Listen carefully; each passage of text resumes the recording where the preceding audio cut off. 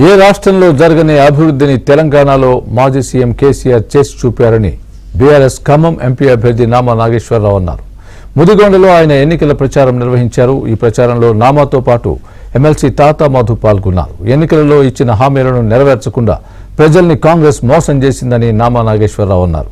ఈ ఎన్నికల్లో కాంగ్రెస్ కు బుద్ధి చెప్పాలని నామా కోరారు. పార్టీలకు అతీతంగా తనను భారీ మెజారిటీతో గెలిపించాలని నామా విజ్ఞప్తి చేశారు.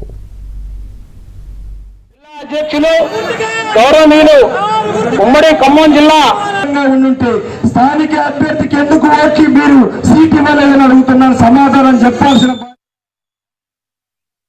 వాళ్ళ రైతులకి కనీసం ఇంకొక తడెత్తే పుట్టకొచ్చినటువంటి పంటని నాశనం చేసినటువంటి వాళ్ళు వీళ్ళు దగ్గర 17 లక్షల ఎకరాలు రాష్ట్ర వ్యాప్తంగా కూడా రైతులు దెబ్బతిన్నారు పంట నష్టం చేసి.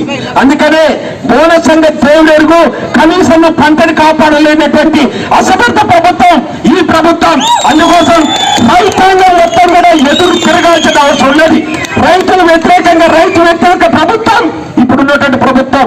ఆ ప్రభుత్వానికి బుద్ధి చెప్పాల్సిన అవసరం ఉన్నది. ఇంత పెద్ద ఎత్తున ప్రజల్ని మోసం చేసి రెండోసారి పార్లమెంట్ ఎన్నికలకు వస్తున్నటువంటి ఈ ప్రభుత్వాన్ని నిలదీయాలని మిమ్మల్ని మనస్ఫూర్తిగా కోరుకుంటూ ఈ బిడ్డని నేను ఇంతకుముందు పెద్దలు చెప్పినట్టుగా మళ్ళీ ఒకసారి ఆశీర్వదించి నన్ను పార్లమెంట్కి పంపండి.